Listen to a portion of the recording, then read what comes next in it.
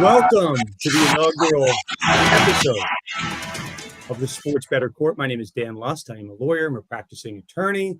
I am a professor. I wear a lot of hats. But today I am playing the role of judge, arbitrator, decision maker, all of the above on our new show, Sports Betting Court. A little bit of like the sports debate show combined with the People's Court. And I'm really excited that you're going to join us on our inaugural episode. So generally what we're going to do today and every episode moving forward, we're going to bring professional bettors in, some sharps, and for this episode, two sharp guys, maybe some casual bettors for the future, but they're going to pick a side and we're going to play a best 2 out of 3 series, and I will pick the winners and the bet that I would like you guys to go with. I am a lawyer, so do not sue me if your bet loses, but you know, we're having some fun here. Okay, so in the world of sports law, I'm going to try to dive you each and every Wednesday into the top stories in our world. We're going to get into some sports betting afterwards, but sports law, we say never sleeps, never a dull moment in the world of sports law. So I had, and we'll see if we have time for it, I had some takes on Northwestern with Pat Fitzgerald. I had some takes on Bob Huggins in West Virginia. But another coach has commanded the headlines today. That is John Gruden, or former coach John Gruden of the Las Vegas Raiders. The story today, a big story by ESPN, by Don Van Natta, Seth Wickersham over there. They are, I think, getting closer to who leaked the John Gruden emails. Unless you're living under a rock, John Gruden was one of the most successful coaches in the NFL, Super Bowl winner with the Tampa Bay Bucks once upon a time, signed a 10-year, $100 million contract to coach the Las Vegas Raiders, a big splash by Mark Davis. So that era ended very infamously, and it ended as a result of email leaks. The question has been who has leaked those emails. So a little bit of background here, and we have to, unfortunately, dive into the tenure of Dan Snyder as owner of the Washington Commanders to figure out who might have leaked these emails. Again, go with me just for a second here. I think very important to the story. Dan Snyder, the Washington Commanders were being investigated by the NFL. They were conducting their own investigation. As part of that investigation, 650,000 emails were turned over by attorneys to the NFL. In the process of reviewing those 650,000 emails, a handful were flagged as maybe the NFL should take a second look at. So of those emails, the ones that have surfaced, the ones that have seen the light of day, are only those belonging to John Gruden. And those emails, unless, again, you're living under a rock, were across the spectrum of offensive emails, right? Racist, misogynistic, homophobic, you name it, John Gruden said it. And what happened as a result, John Gruden, might have been out, may have left the Raiders on his own volition. Mark Davis might have fired him, but these email leaks forced the hand of the Raiders. According to ESPN, that is exactly what happened, that Mark Davis felt that his hand was not necessarily forced by the NFL and the NFL commissioner, Roger Goodell, that he had the ability to make his own decision. But once these email leaks started to happen, I think he got ahead of it and said, you know what, John, let's call this a day and you guys can fight this out with the NFL. So within a couple of days of that firing, John Gruden sued the NFL. John Gruden has been in a fight with the NFL to keep this battle in a Las Vegas courtroom and not kicked to arbitration. John Gruden's been winning all of those battles. Now, the story has been, right, who leaked these emails? Could it have been the NFL and Roger Goodell because they didn't like John Gruden? Possible. Could it have been Dan Snyder to create a smokescreen from those 650,000 emails? Let's not look at the rest of those emails. Let's look at John Gruden.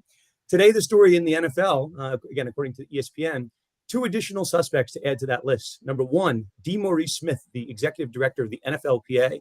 According to ESPN, he had bragged to people that he was the leak of those emails. Why DeMaurice Smith?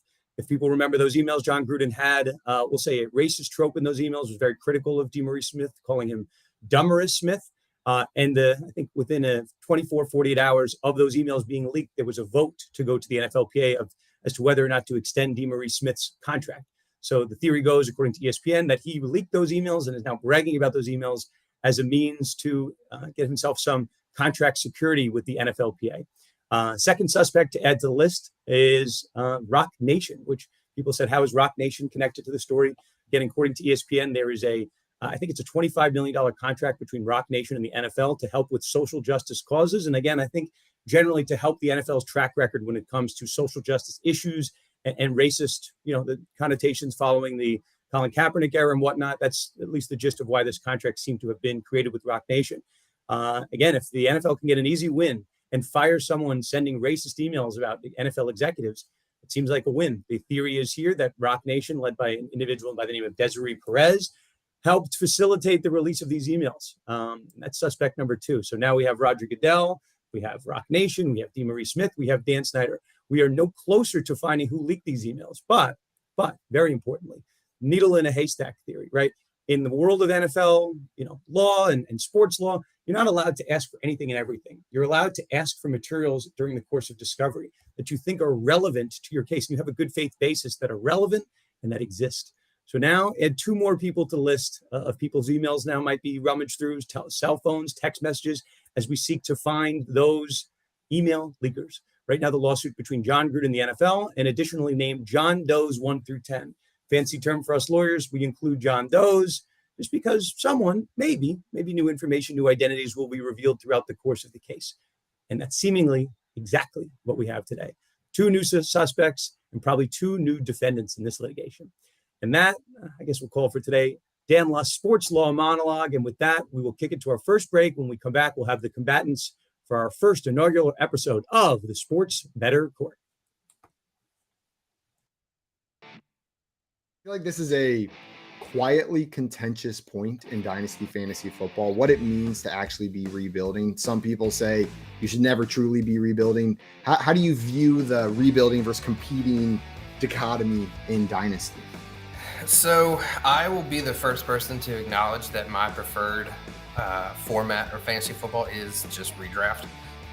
The years that I have played Dynasty, it has been I've drafted a win now team because I've seen people that have just gotten into the cycle of rebuilding and thus they just don't make any progress. So if you're rebuilding for the 5th year in a row, I just, I don't know exactly how you get out of it, but yeah, it's definitely something that can happen. And a lot of people, especially when we come out of the NFL draft, everyone's just instantly shipping off, draft picks and everything. So, I mean, it's definitely something that can happen.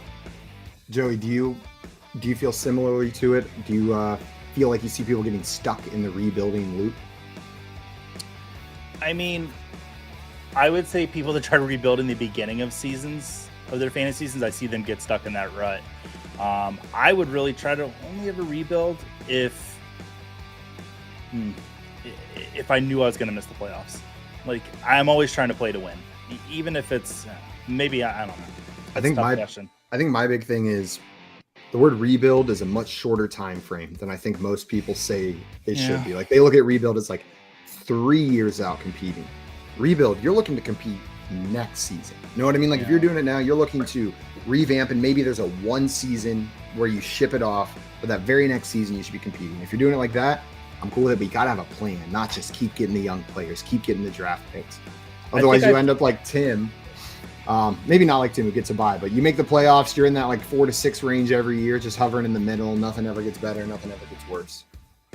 I think I play like you in Dynasty, Simon. I play in 3-year windows. 100%. That's my go-to. And with the rate at which Dynasty leagues turn over, you should really only ever play in a 3-year window.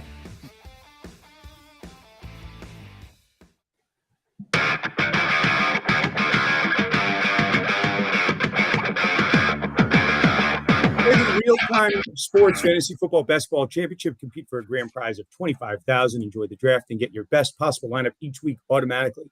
Live drafts every night. Get our exclusive offer, 100% deposit match up to $200. Go to rtsports.com/alarm and use promo code ALARM23. Play responsibly. For help, call 1-800-GAMBLER.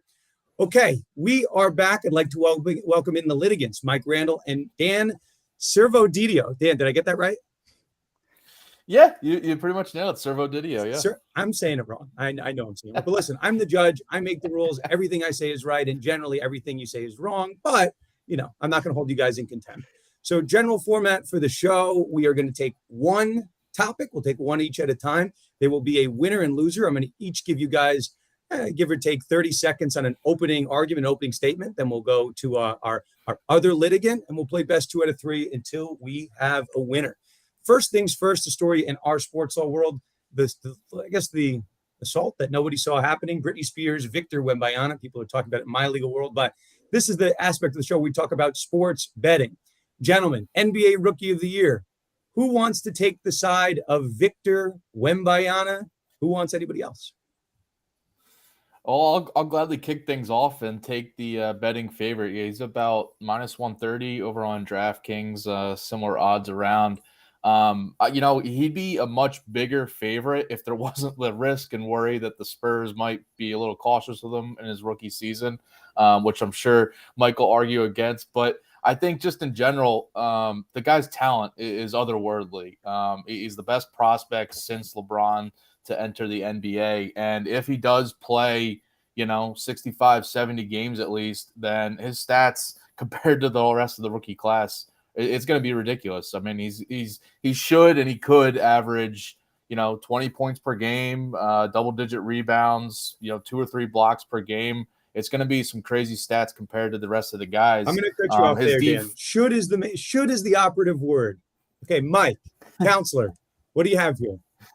Well, the answer is very simple, guys. We've seen this before. Zion Williamson came in like a unicorn talent. That's what Victor Wembanyama is. And who got the Rookie of the Year? It was Ja Morant, and this time it's going to be Scoot Henderson. Scoot Henderson has been playing against professionals in the G League for 2 years since he was 17 years old. He's going to have the ball in his hands in Portland, and as soon as Damian Lillard is traded away, they are going to give him the keys to drive the car. Victor Wembanyama, he talked about it. He could be injury prone. We saw him in the first game, inconsistent. They're trying to undercut his legs. On defense, Wembanyama will be fantastic, but I'm concerned about the offensive repertoire. I'm concerned about the consistency, and I'm concerned about him playing those games. Scoot is ready. He's physically imposing, assists, ball hawking defense, you name it. Scoot Henderson is going to be a Rookie of the Year. Mike, I like what I'm hearing. Dan, I'm going to give you a chance to save yourself here. Now, I am always looking for a bargain. Listen, I'm a lawyer, but I'm also a little bit of a gambler. I dabble in the arts here. Victor Wembanyama went off the board. His opening Rookie of the Year odds were like minus 220, right in that vicinity. And what are we at now? Like minus 125, right in that territory? What has happened? We have 2 Summer League games. Since when does Summer League move the needle that much? Dan, what do you think? Well, on that note, Scoot Henderson, suffered a shoulder injury that has him out for the rest of the summer league. Good research, counselor.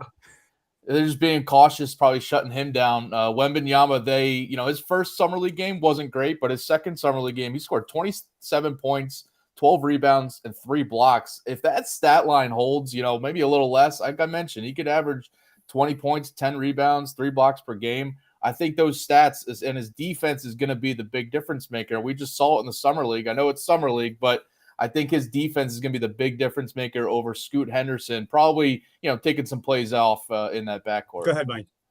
He may take plays off, but he's going to get the highlight plays. And you did see Wembanyama with those defensive plays, but you don't see his ball hawking ability, which has been fine-tuned in the G League, over a steal, over a block per game. The only thing he was inconsistent with was his threes. He's going to have a much higher points per game average than Wembanyama. We saw the limitations very up and down.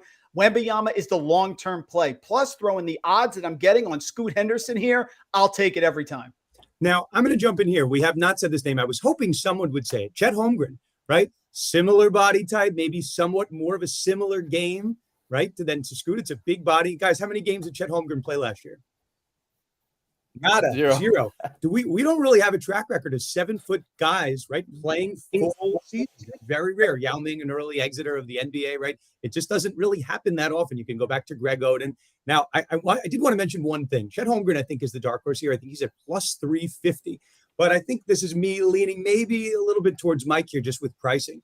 Chet Holmgren hasn't played, but he's apparently healthy. He's making his comeback. Last time this happened, a top 3 draft pick missing the entire year, Blake Griffin, the next year came back to win the Rookie of the Year, a little bit of a dark horse. So, Dan, I'm gonna stick with you on this. Final thoughts here. Do you think that Victor Wembanyama, right? You got to play the whole year to win the Rookie of the Year. You just go back. Do you think he's a good health bet? That's really the question. I do. I mean, I think if they're going to play him cautious with the minutes per game, with that route, and not push him, playing 35 plus minutes per game. But I do think this is a Spurs team that could actually be, at the end of the season, we look up and they're actually in the play-in conversation for the play-in tournament. And if that's the case, they're not going to shut him down. They're not going to be looking to tank. I think they're going to want to get him that little bit of taste of playoff basketball for especially the young guys around him on that Spurs roster. And I think that's something we also can't overlook. Also not getting those garbage time points and those blowouts. Mike, final word, and then I'll render my decision. You saw in the first game of Summer League, the physicality is going to be an adjustment for Wembanyama, not for Scoot Henderson. You want end of the game, he's going to have the ball at the end of the game for big moments and big shots, and he's going to play all the games on a Portland team that's rebuilding. Once Lillard's gone, I think he should be the favorite. Okay, round 1 in the books. not much deliberation here. I like Victor Wembanyama, all things considered. I think he's a better bet, but at those odds at minus money, I'm not sure. Didn't play so well in the Summer League, and Britney Spears, those stands are out to get him. Mike, I'll give you round one here as we head to our first break. 1-0, Mike versus Dan. The Detroit Lions select Sam Laporta, tight end, Iowa. Had to go with your boy Sam Laporta there to pair with TJ Hawkinson. Sammy, I couldn't double down on rookie tight ends. I think that would take it. That's taking it a little too far. This could be one of the most exciting rookie tight end classes in a while, just based on the archetypes of these guys, of the Dalton Kincaids and the Sam Laportas.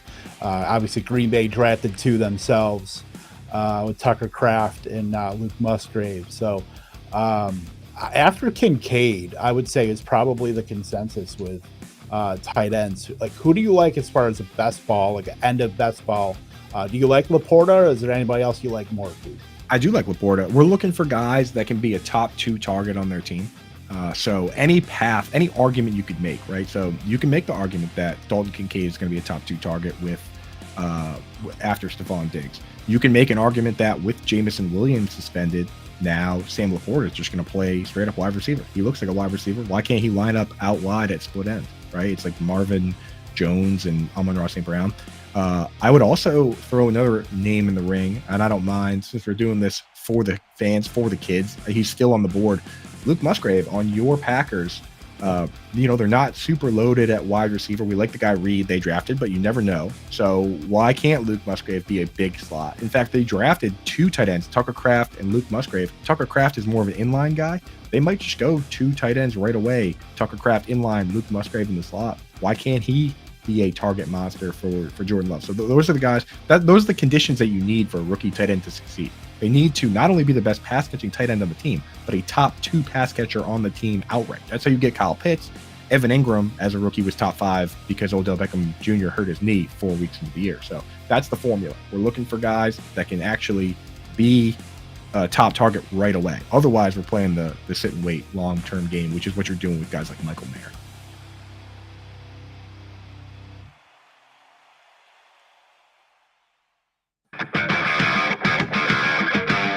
Welcome back. Round 2. Mike victorious in the first inaugural round of Sports Bettor Court. Now we take this over to the gridiron, a big story in our sports law world. Lamar Jackson, where was he going to go? Where was he going to sign? Jalen Hurts did a little bit of him a favor here. He signed for 5 years, $255 million. That was in line with Deshaun Watson's 5-year, $230 million contract a few years prior. And then Lamar Jackson goes ahead, a little bit of a copycat league, 5 years, $260 million. But this segment, we'll keep it to Jalen Hurts, the guy that kind of set the market. Mike, over under passing yards for Jalen Hurts, 3,700. The honor is yours. Answer me this. How can Jalen Hurts, coming off a Super Bowl achieving performance, getting to the game, leading his team, the number 1 seed, throwing for 3,701 yards, despite missing 2 games, have a line at its high water mark that's only 3,700? The other lines at other sports books are less, and I'm going to tell you why.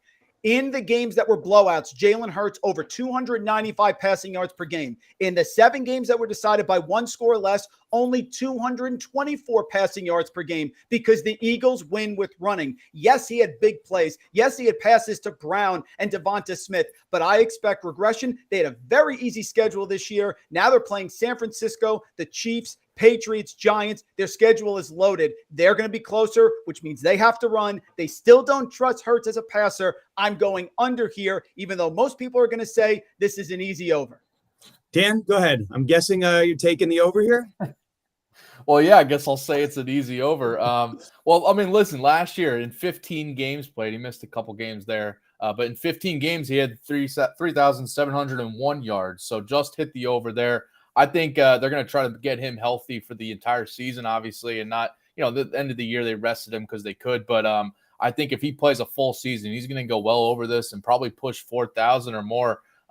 Listen, they have the strong run game there, but I think they're going to want Hurts to run a little less. I think that's a big factor here. They don't want him to be running for 700 yards this year as he did the last 2 years. I think they're going to look to lean on the run game, the running backs more. So that's going to also just kind of lead to more passing for him. And you mentioned the tough schedule there, Mike. I mean, I think that's going to lead to more games where he's just going to be passing more, going up and down, just like we saw in that Super Bowl. I think we're going to see more games like that, even though the Eagles defense is pretty solid. I could see him going over this season. So I'll jump in here. These books are pretty cruel. Last year, Dan, as you point out, 3,701 yards, and we get the line at 3,700. That's a cruel one. But you guys both mentioned 2 games missed, and I think I'll leave this to both of you guys.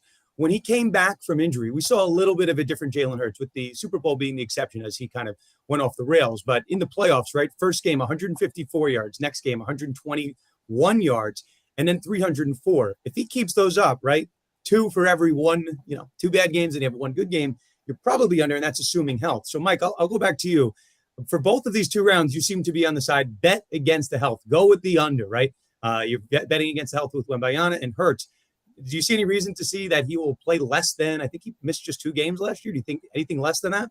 Well, I think the Eagles are going to be successful, in which case he's probably sitting out the last game anyway. So we're only talking about 16 games versus 15 games. And what I'm fading here is the knee-jerk reaction to recency bias. What we saw with Wembanyama recently and the big everything about him coming in, and now I'm going against his season last year hurts. Remember Lamar Jackson's MVP season? How was he the next year after? Teams make the adjustment. The Eagles defense is not as good as you think, and I don't think their offense passing game is as efficient either. So Jalen Hurts has to run for this team to be successful. I won't even go to the injury situation. I'll throw that one out. I don't know how efficient he is. He connected over 45% of his deep ball passes last year. Can that regress a little bit? I think it can. I think the number is still too high.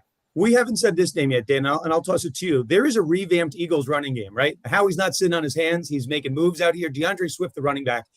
Mike, I'll push back on one piece here, as you maybe sense where I'm leaning. In the past, right, the Eagles needed Jalen Hurts to run because they had no semblance of a running game. But now they bring in DeAndre Swift, obviously addressing a very big need. Dan, how does that impact Jalen Hurts' performance this year? Yeah, I think it's huge. They brought in Swift, and they also brought in Rashad Penny, too, to that backfield.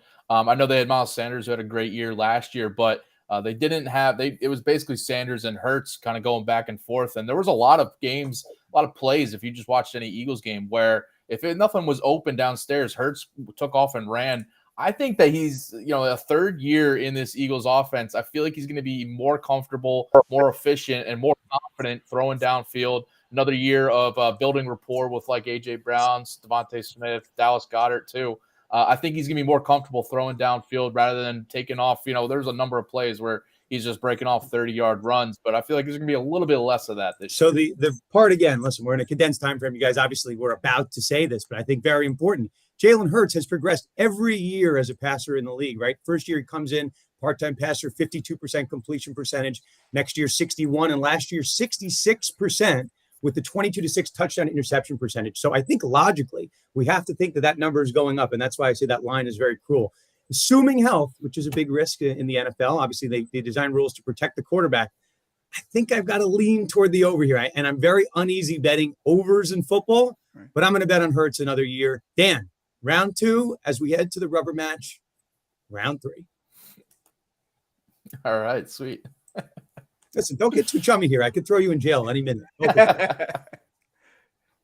I know. I'm busy here. I'm deleting my emails after your monologue there on Gruden. I don't want you looking through my emails. I'm not. So let's do some business here.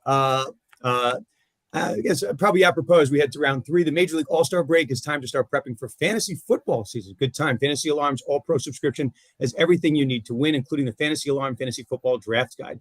Your cheat sheet and one-stop shop for dominating your drafts. It's digital, constantly updated with new information. Purchase for $26.99 or get it for free with a monthly or annual All-Pro subscription to Fantasy Alarm. Start your 7-day trial of Fantasy Alarm All-Pro and get immediate free access to the draft guide. So let's do it here, guys. The spoiler alert, you can do your research. Final prep. Round 3, we're going to head to the diamond, and we'll get there when we come back from break.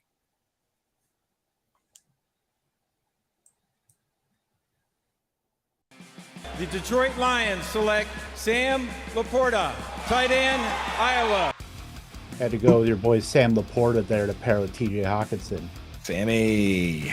I couldn't double down on rookie tight ends. I think that would take it. That's taking it a little too far. This could be one of the most exciting rookie tight end classes in a while, just based on the archetypes of these guys, and the Dalton Kincaids and the Sam Laportas. Obviously, Green Bay drafted two themselves with Tucker Kraft and Luke Musgrave. So after Kincaid, I would say is probably the consensus with tight ends. Like, who do you like as far as the best ball, like end of best ball? Do you like Laporta, or is there anybody else you like more? I do like Laporta. We're looking for guys that can be a top 2 target on their team.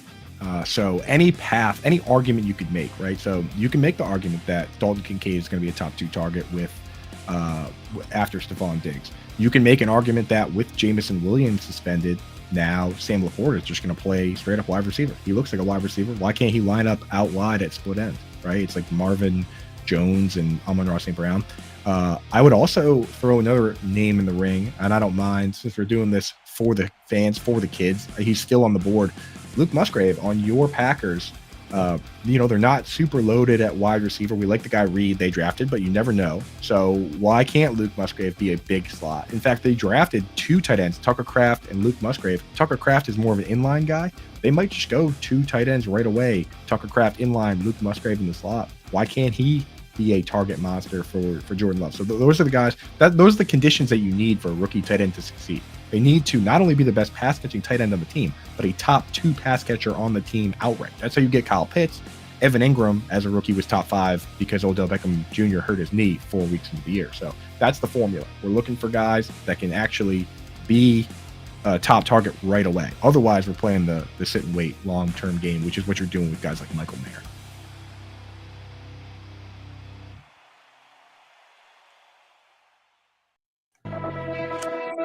Welcome back. Final round, the rubber match. It is 1-1.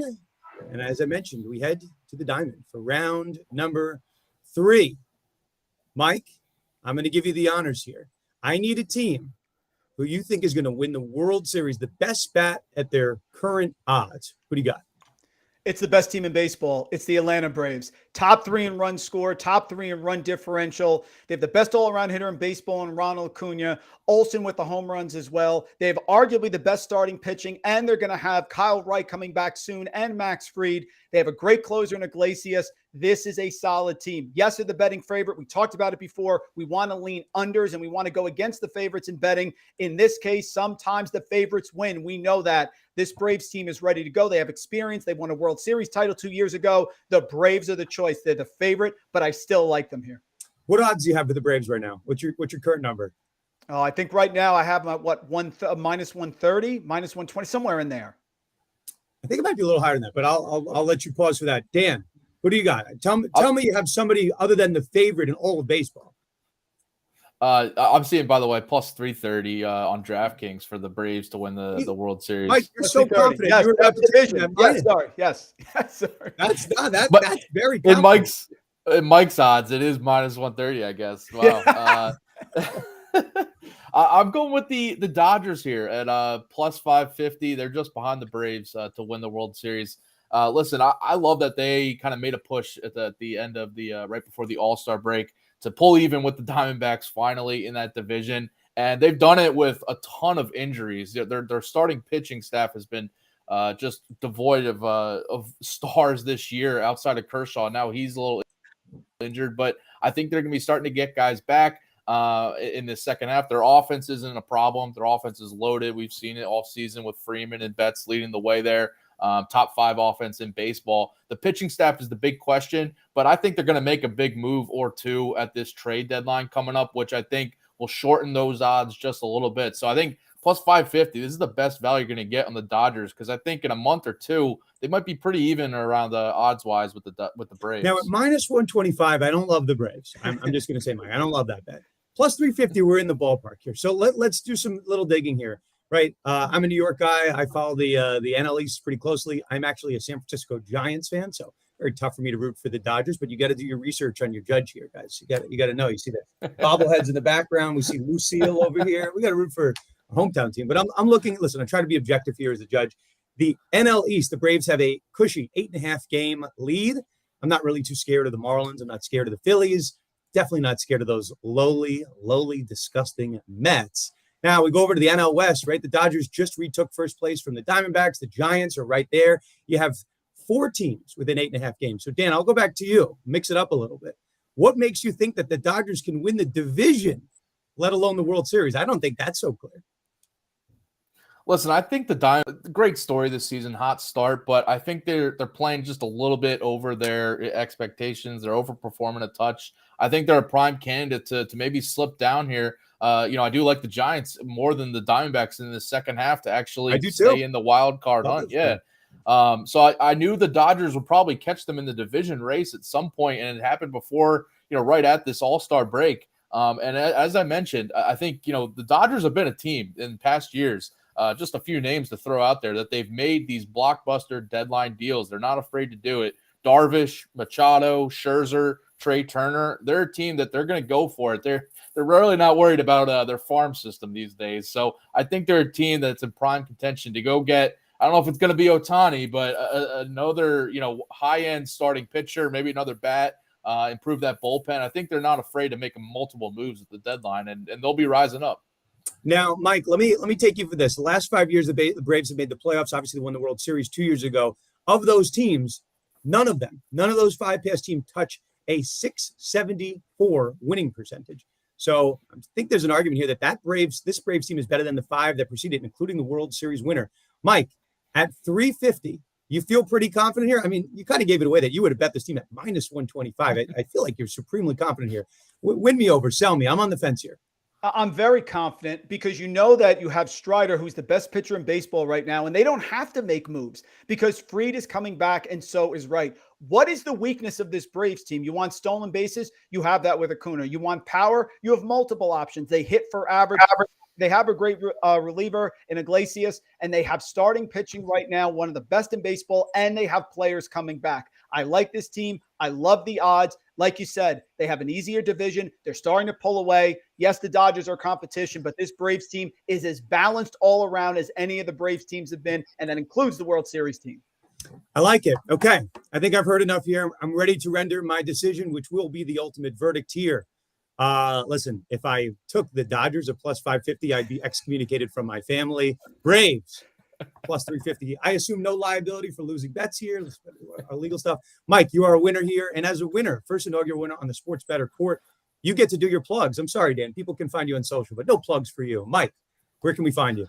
FTN Network. We have FTN Bets, FTN Daily, FTN Fantasy. We just partnered with Aaron Schatz for the Aaron Schatz Football Almanac, which is fantastic. Find me on Twitter at Randle Rant. We have great content coming for you as well, as the Bettor Sports guys do here as well. You can find Dan right here on our way out. We'll do some business. FanDuel, up to $2,500 no sweat first bet by using fantasyalarm.com/FanDuel. Join FanDuel Sportsbook and deposit $10 or more. Place your first bet up to $2,500.